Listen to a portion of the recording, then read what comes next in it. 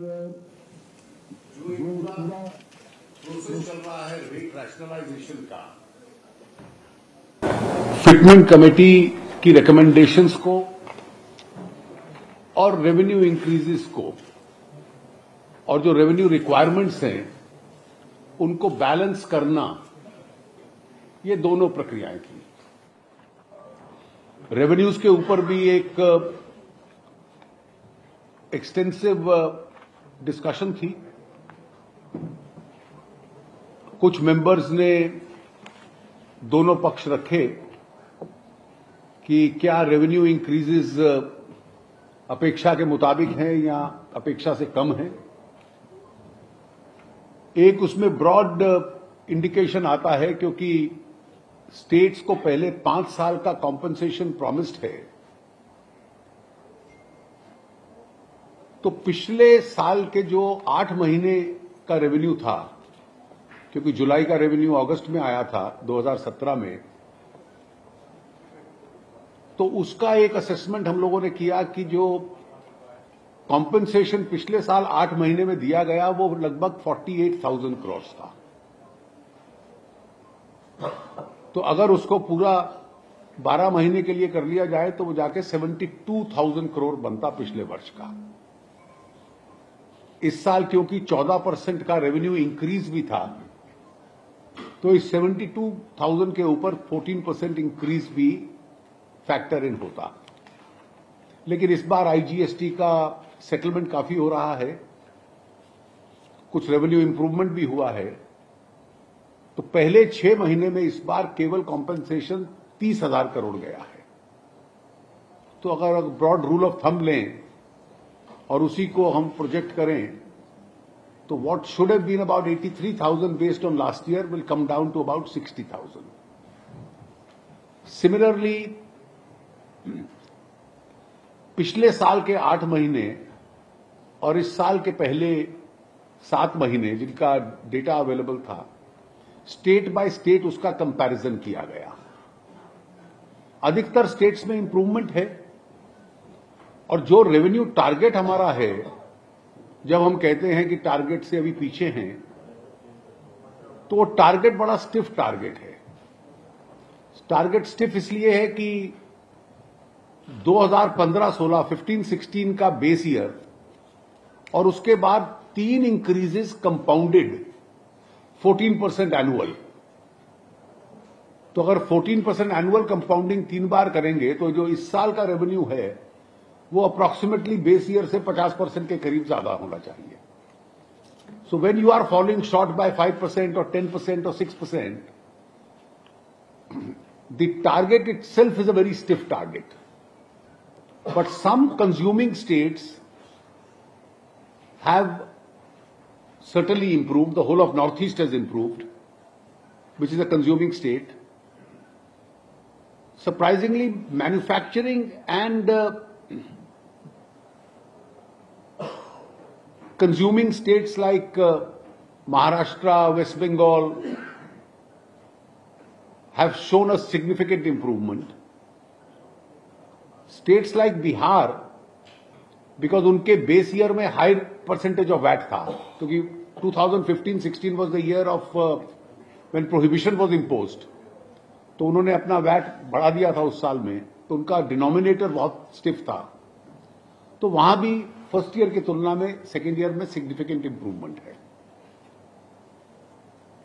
कुछ स्टेट्स हैं जिनमें इंप्रूवमेंट नहीं है और मेंबर्स का सजेशन था कि इसको स्टडी किया जाए। Though the only data available so far is part of the first year and part of the second year,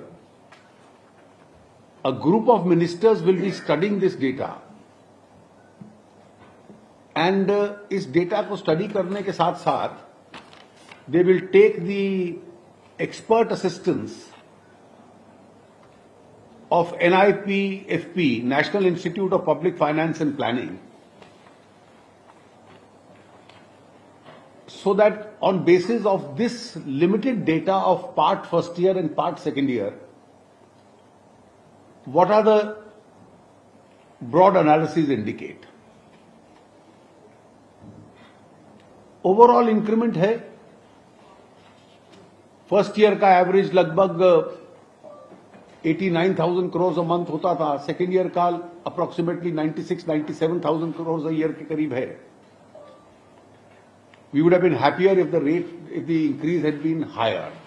But then we have to factor in the fact that for hundreds of commodities, the GST regime has brought the rates down because the pre-GST rates were very high.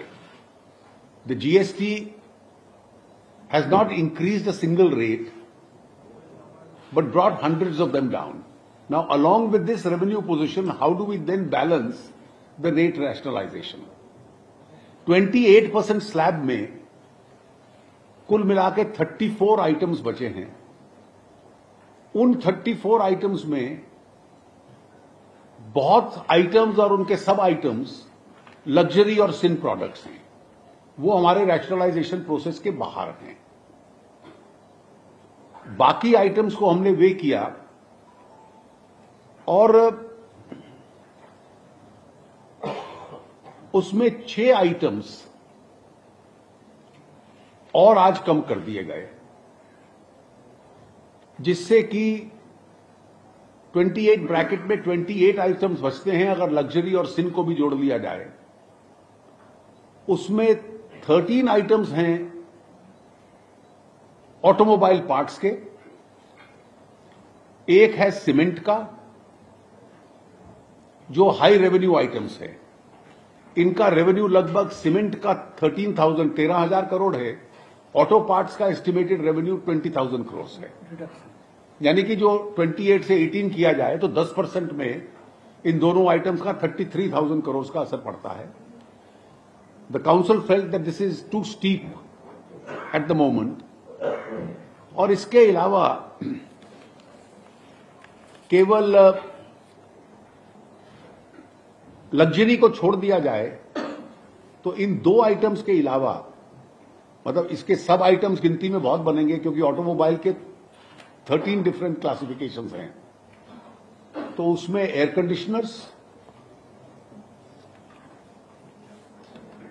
और dish washers, जिसका कि बहुत ज्यादा use India में है नहीं, सिर्फ एक अपर सेगमेंट इनकम वाले लोग यूज करते होंगे, तो ये आइटम्स बने हैं.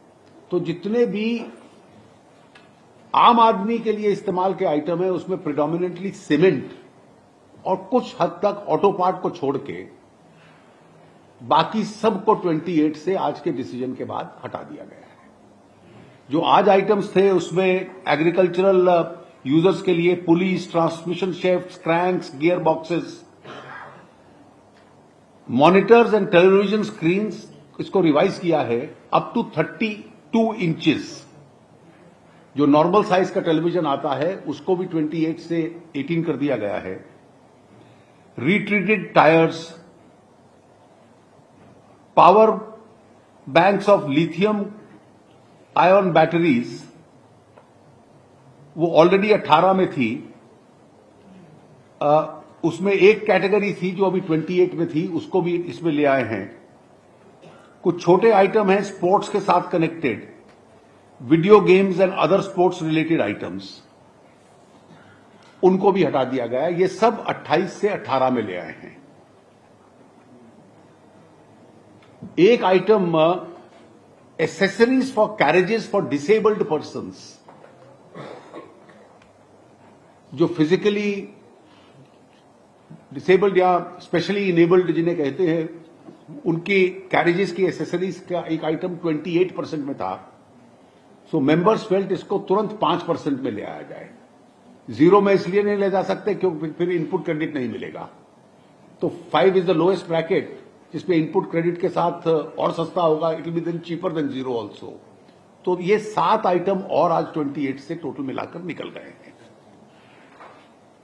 फर्दर रैशनलाइजेशन में सब रिप्रेजेंटेशंस कंसिडर किए. 3 आइटम्स ऐसे हैं जो 18 से 12 पे आ गए. एक आइटम 18 से 5 पे आया. आपने देखुं केन्द्र अर्थमंत्री अरुण जेटली प्रेसमिट एवं नित्य व्यवहार्य 33 सामग्री उपर टैक्स को 18% रु 12% को जीएसटी ह्रास पाई से भली किसी सामग्री उपर 5% को जीएसटी ह्रास पाई से मध्य सिनेमा टिकट दर 28 रु 18% को कमी 100 टंकार कम टिकेट्र दर जहाँ 18% रु 12% को ह्रास पाई 6टी द्रव्य 28 रु 18% को जीएसटी ह्रास होइछि। केवल 34टी विलास सामग्री टिकस हार 18% रु अधिक स्लाब रही।